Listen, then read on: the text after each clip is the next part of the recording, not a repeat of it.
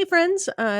Katie Langston here. Just a quick note before we get into this episode. The conversation is responding to kind of a difficult text and some mentions of sexual violence and other kinds of violence and sort of disturbing themes come up. So I wanted you to know that in advance.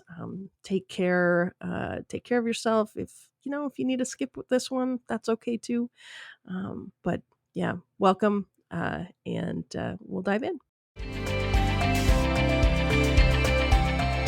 Hello, and welcome to another episode of the Enter the Bible podcast, where you can get answers or at least reflections on everything you wanted to know about the Bible but were afraid to ask.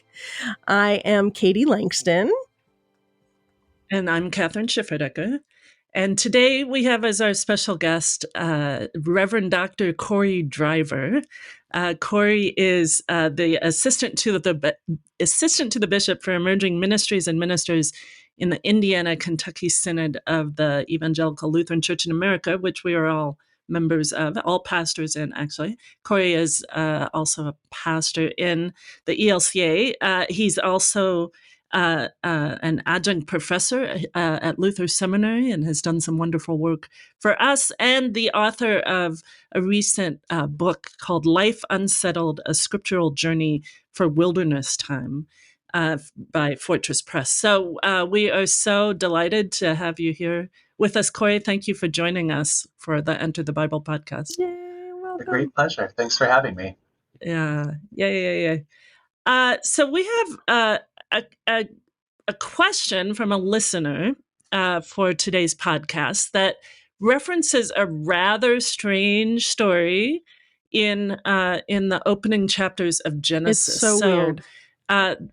It is really strange, and the story comes is in Genesis 9. So this is right after the flood narrative, and everything's renewed, and there's a covenant made between God and Noah and the family, the sons of Noah, who are Shem, Ham, and Japheth. And then we get this strange story starting in verse 18 with a story primarily between Noah and his son Ham. And our listener wants to know, what is up with this story about Ham seeing his father naked, and what exactly did Ham do wrong here? So Corey, we saved this question for you. So so Noah gets drunk, and he's passed out drunk, and then he's naked, and then Ham sees him, and then tells his brothers look, check it out, and then the brothers come along and cover the dad up. And so then, without looking at him, they avert their eyes, the other brothers, and then Noah wakes up. I'm assuming he had a bad wine hangover. I know for me, wine does a number, and he somehow finds out about this and then curses Ham for what he did. No. He does not curse Ham. He curses Canaan. He curses Canaan. Oh. The son of Ham. So this is one of the central issues weirder. in the text. It is even weirder. So then he curses his grandson because because Noah's son, Canaan, his grandson's dad, saw him naked. Isn't it Noah's fault? Yeah. Maybe you shouldn't drink that much wine. Maybe don't get drunk. That you pass out naked. Step one. Yeah. Possible. Step one. Yeah. Also, Killjoy, we definitely don't want to blame victims either.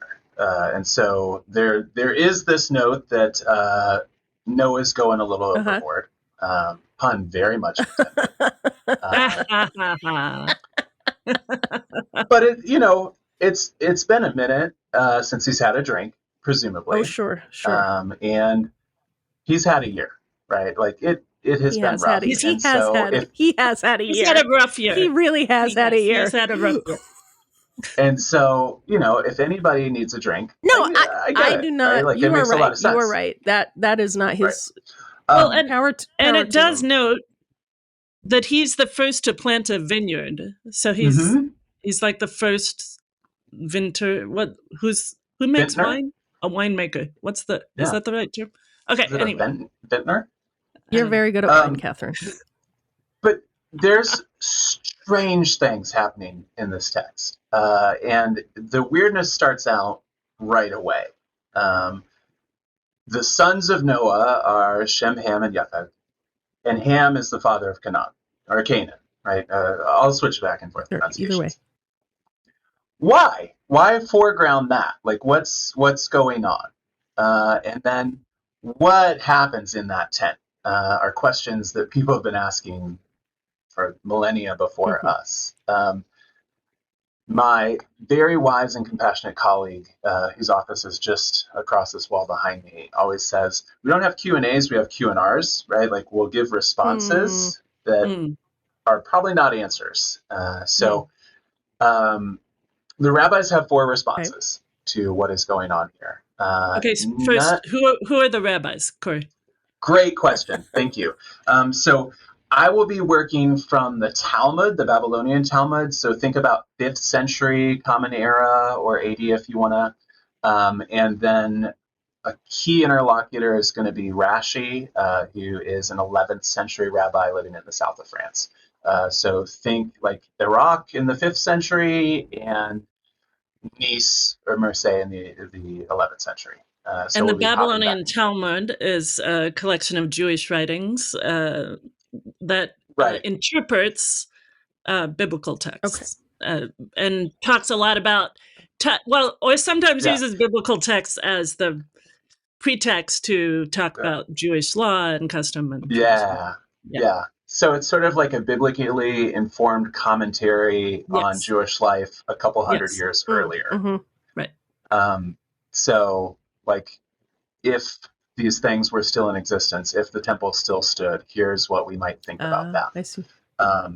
And so there's a lot of Bible play, and that's what I'm going to be doing. So this is a weird thing, and we can be weird with it. And so right away, Rashi notes that there are, starting in verse 20, this combination of 2 letters at the beginning of a lot of verbs. So like Vayachil, he began to be a vintner, he began to be a farmer. Vayata, right, like he planted. So there's this Vayud, right, V-Y, and it happens 13 times. And so Rashi's going to say, there's this 13, which we want to pay attention to because, like, that's a scary number, right? Like, we skip floor 13 on hotels. Like, same number play. And the Vayud is like, whoa, Vay. So, like, you would say oy vey in Yiddish or in Hebrew, oy vavoy, right? Whoa, like, this is a scary thing. So there's a scary number of scary things going on in this passage. Let the reader understand. Exactly. So Rashi says, be careful what you're getting into. This is weirder than weird. So just, that's the warning up front. I agree, Vashi. Vashi? Yeah, Rashi, I agree with you. Yeah.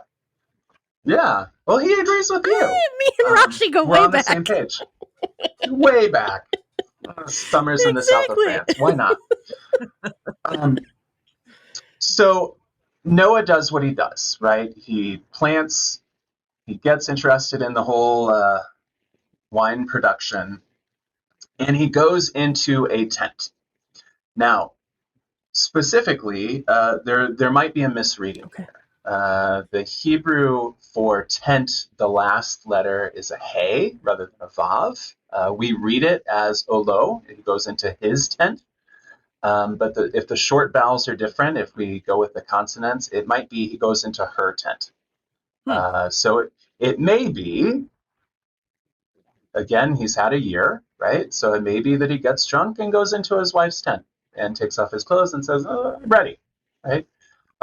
And so it may be significantly less weird. That is less weird. Than, it's like, that he's naked. That is less weird. Yeah, so it's that's like normal. Yeah, you drink. Sometimes you take a nap before other things happen. Sure, right? you do. So this could be an afternoon, right? Good for Noah. So we want to say that on the front end, right? Like he's Noah, getting up there in age, maybe not so weird. Like, good for him. Good for him, then. Yeah. Certainly people have lived long and like had children at later ages. So, this may be incredibly normal. Yeah. Right. So he is in a tent. The short vowels will lead us to think that it's his tent, but we don't necessarily have to read it that way. It might be her tent. And he passes out. And then a thing happens, right? And so shot to like a standard reading of the text is that Ham comes in, sees his father, goes out of the tent, tells his brothers, Dad's naked. They do a thing, and we'll talk about what they do in a second and who does what, because the Hebrew isn't as clear as maybe the English. And then Noah wakes up and immediately knows what was done to him. And then he curses Canaan, who's the son of Ham. Okay, so the standard reading of the text, Ham sees him naked, doesn't explain the two weirdnesses, right? Does Noah know right when he wakes up if somebody's seen him naked? Well, no, if he's passed out drunk, right? Like you don't necessarily know what has happened while you're unconscious if it's only looking. And two, why on earth curse Ham's son? Yeah. That's weird. And so the rabbis of the Talmud are going to say, well, there's something else happening here because you don't know who has looked at you when you're asleep, when you wake up. That's strange. And like weird to curse your own grandson if indeed that's what's happening here. So they propose three alternatives. So the first response is just what a standard reading of the text sees naked, but it leaves all these questions unanswered. The second is, and all the trigger warnings necessary, maybe Ham sleeps with Noah's wife. He might be his mom or stepmom. So Deuteronomy 22:30 is going to talk about sleeping with your father's wife as uncovering nakedness. Okay. And so maybe Noah's viewing of nakedness of his father is actually sleeping with his mom or stepmom. That would be that would be gross yes. and weird to us. And against the law. Against the law, which hasn't happened yet, but like something you really shouldn't do, right? Like you should know. And maybe he gets her pregnant, and maybe that son is Canaan. Right. And so, maybe Canaan is not, in fact, in the fullest sense, Noah's grandson, but the son of his wife and his son, which is yucky. Yeah, it's not the best. Now, maybe you're probably going to get to this, Corey, but it's worth noting, I think, here that Canaan, of course, is the ancestor of the Canaanites, who are Israel's traditional enemies, right? The people that they are not to associate with, the people who lead them into idolatry sometimes. And so the people whose land they take over eventually, right after the Exodus. That is true as well. Right? True as well. But this story, right, about your enemy's ancestor, whose name is Canaan, is just that, right? It's a kind of dissing of your enemy. Okay. An ignominious beginning serves purposes here. Sure. Right. Okay. Pretty sure. Sorry, go ahead. So that explains why cursing Canaan, but it doesn't explain why Noah wakes up and knows what has been done to him, because he wouldn't necessarily wake up. So another response is given.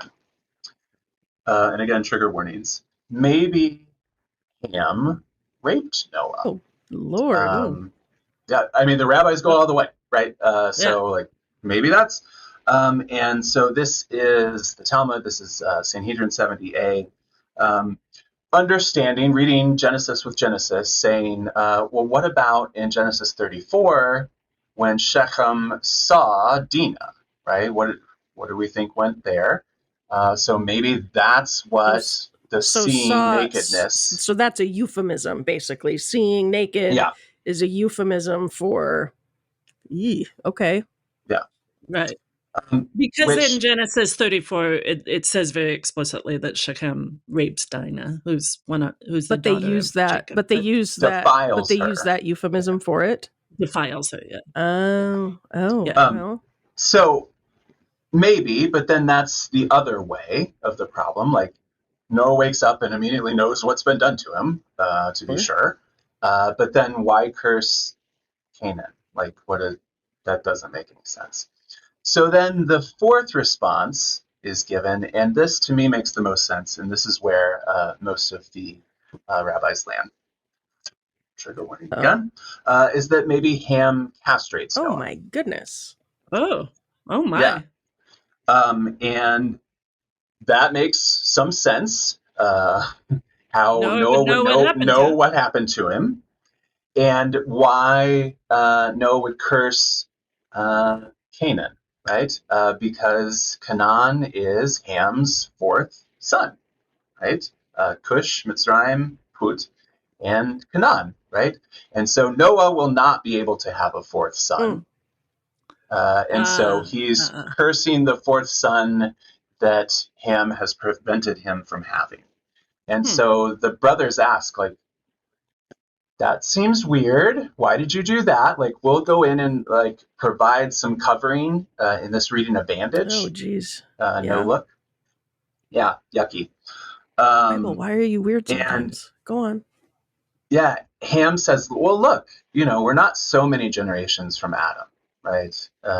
And Adam and Eve had 2 kids, and one of them killed the other one. I'm helping us all out. Because if mom and dad have a 4th kid, right, that's just not good odds. Somebody's going to kill somebody. So I'm not killing dad. I'm certainly not hurting mom. We would never want to hurt mom. I'm just preventing another son, right? Like just helping us all out here, right? And so if you think about it, it makes sense, right? That's not in really odd interpretation. That's not in the text, right? Way it makes that's no, that's not in the text at all. The rabbis just said that maybe that was it. Okay. We're trying to answer the questions that come from the text, and we're giving ourselves as much permission to play as we want to, right? The questions are, how did Noah know when he woke up, and why curse Canaan? Mm-hmm. And this is a solution to a problem we didn't know we had. And so those are the 4 responses, right? Like maybe he just sees dad naked, but that doesn't answer either question. Yeah. Maybe he slept with Noah's wife. That answers one, but not the other. Maybe, skip. And then finally, maybe it's castration. And that answers both the questions, but it's a walk from the text. But if that's the thing, we actually really like Noah, right? Who doesn't order anybody killed, doesn't the curse is that you're going to serve your uncles and your cousins, right? No death anywhere here, right? Like you could see being pretty mad about this thing and going overboard. But the thing that Noah curses is actually pretty light given the context and the culture and the situation. So that's a menu of what might be happening. That is, some are more savory than others. That is really fascinating, Corey. Thank you. I did not know that rabbinic interpretation. I've just always looked at that story as one of those real weird stories in the Bible that probably was passed down orally, right, from generation to generation. And so they have to do something with it. And so, they stick it in there. It's kind of like the one right after the burning bush where God seems to want to kill Moses, but that's another podcast. Let's do that again. Yeah, Yeah, that's one of let's my do other that one again. favorites. But no, Yeah. the thing I love about rabbinic interpretation is sometimes, that first of all, they're not afraid to talk about unsavory things, right? But some things that really do happen. There are unsavory things in this world. In the Bible. There are unsavory things in life. Correct. Yeah. And secondly, they're very imaginative and in a way that kind of makes sense, right? That to fill in the gaps of the biblical narrative in a way that, may not be pleasant, but at least makes some sense of weird stories like this. But and I also like the dialogical nature of rabbinic interpretation, right? Because Rabbi, X has this opinion and Rabbi Y has this opinion, and then they may not agree with one another, but they dialogue with one another. I think that multifaceted way of interpretation is really interesting. And the openness with let's try this, and if that doesn't work, let's try the next thing, right? So it's like, well, what is this solves that, but not that. Let's keep going. I think there's maybe a gentle prescription there for Christians. Yes, I think so. When we notice things that aren't working, to have the freedom and indeed support and maybe celebration of trying things. I think that's lovely. I do want to. Oh, sorry. No, I just want to note, and this is probably where you're going already. The American interpretation of this story, is that where you were going? No, I don't know that. What's I don't know the that American one. interpretation? Well, it's worth noting, not current American interpretation, but back in the 16th, 17th century. Yes. American slaveholders justified American chattel slavery by referring back to this story, to the curse of Ham. Yeah. They called it the curse of Ham when it, and that's why it's not a curse, right? Okay. Well, it's not that's a curse why it's the curse of Canaan. Right. Because it's specifically the lapse that we had earlier to see this as Ham being cursed, and Ham in the Table of Nations is the progenitor of most of the African nations named, right?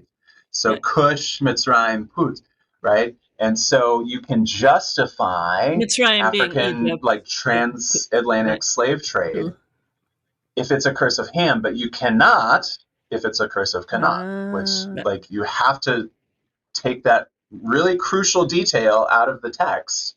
Fascinating. To support that transatlantic slavery, right? Yeah. So just to be clear, it was called the curse of Ham. It's not the curse of Ham. It's the curse of Canaan or Canaan. But again, slaveholding Christians starting in the 16th, 17th century justified the enslavement of Africans and people of African descent by saying, well, Ham was cursed and Ham was, and Ham, it's the text says, cursed be Canaan, lowest of slaves shall he be to his brothers. Blessed by the Lord my God be Shem, and let Canaan be his slave, etc., etc. And then the same with Japheth, let Canaan be his slave.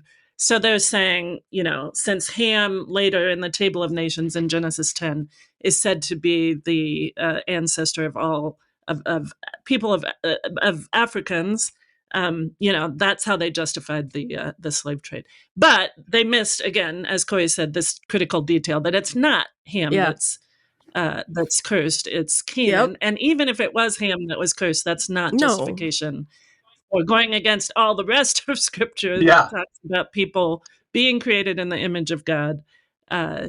Anyway, just worth noting that that's not a current interpretation, but it was a prominent interpretation that needs to be rejected and rejected categorically.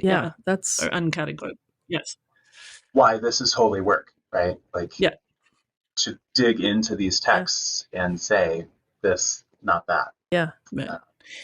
I think one thing, just speaking as using historical criticism here, is to go back to that detail about that it's Canaan who is cursed, and that this really is an etiological tale for what does etiological mean? Why the Canaanites are not good people, right? Or why the Israelites are justified in conquering the Canaanites. So not a great motivation, but probably underlies a lot of this very strange story. But what does etiological mean? Sorry, it's a story that goes that justifies a current day practice, or talks about where a certain custom or a certain people came from, by putting that like origin story. So it's like an origin story. So it's saying, because Noah cursed Canaan, this is why we hate them. Basically, right? Basically. And why we can take their land. Okay, so can I say just quick break? Yeah. Or no, Katie, you had a so. No, I'm just processing. It's been a lot to process today. Yeah. Oh, it's not one of the like stellar. It's like not the more uplifting stories. Not one of the more uplifting in the Bible. stories in Scripture. Hey, I've got an uplifting one. I've got an uplifting thing. So in verse 23, the verb for took is single. It's singular. So Shem took, and Japheth also went along.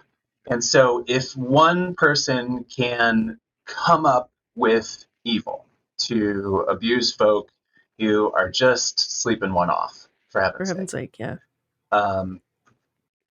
One person can also say, I'm going to get involved and make this better, right? I'm going to be proactive and turn at least twice, right? There's two turning verbs, so that I don't abuse this person. And I'm going to take steps to reverse or provide what repentance I can for somebody else's abuse, right? And so Shem and Japheth work together in certain other verbs, but initially it's Shem, right? And so one person abuses and one person says, I'm going to reverse what I can, and I'm going to get other people involved.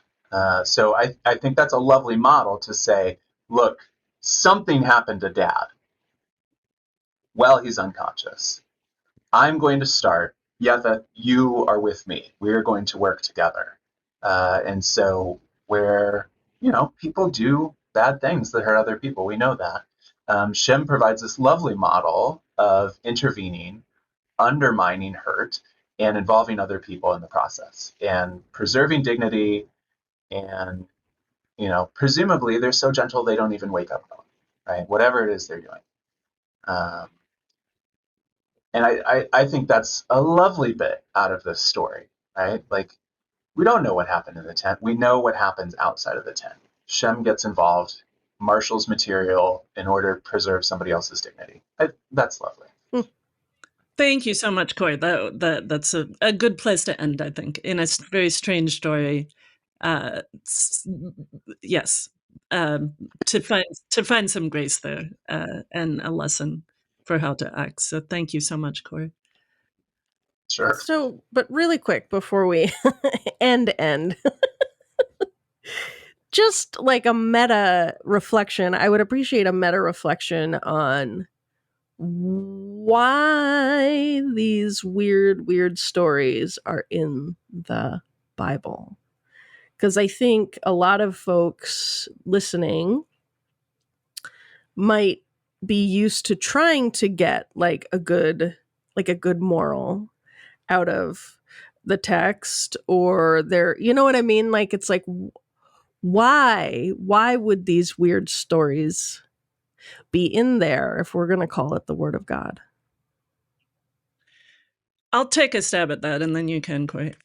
So I would say, speaking as a historical critic, like a biblical scholar, I would probably just say, I think what I said a few minutes ago, that these are stories handed down from generation to generation. They kind of become the stuff of legend. And so when they're written down finally, everything's written down, including the weird stuff like this. And again, probably because this is a story about Canaan, an enemy of Israel. That's also why it's preserved. We can say the same thing about the story of Lot and his daughters, right? Who engage in incest, and they're then the ancestors of Moab and Ammon, right? Who are also kind of so all our enemies do this. This is the thing that all our enemies do. Yeah, kind of. So that's just speaking historically. I think speaking theologically, there's the Bible does not condone everything that it talks about, right? Amen. Talking about something, telling a story, doesn't mean that it's condoned. I mean, obviously Ham's whatever Ham did to his father is not condoned here, but it's still talked about because, as I think we've said in other podcasts, bad things happen in life, and the Bible doesn't shy away from bad or weird things happening, from describing them, but it's not prescribing them. Yeah. It's not saying this is how, this is what should happen. Sure. So in that way, I kind of like it. It's a messy book in many ways because we live messy lives. We're messy people. Yeah. To use the theological term, we're sinful people. And so the Bible talks about sin without condoning it.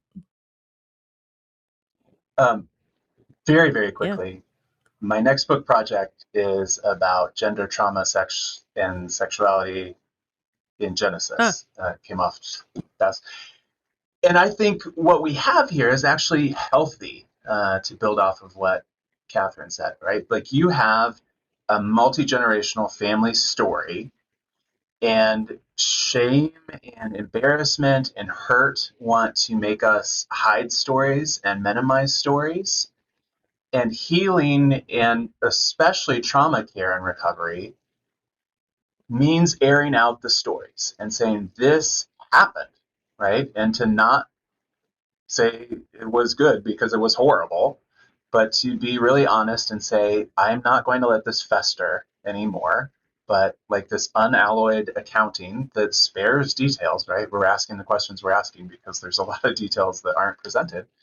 But to say, this really happened. And I think Genesis, maybe more than any other place, is this multi-generational family story of kind of a banged up family that God chooses repeatedly in every generation to interact with. And if anything, that's kind of uplifting and provides a lot of energy and instruction for trauma healing, right? Like if we have multi-generational injuries and they continue to be of a certain nature, right?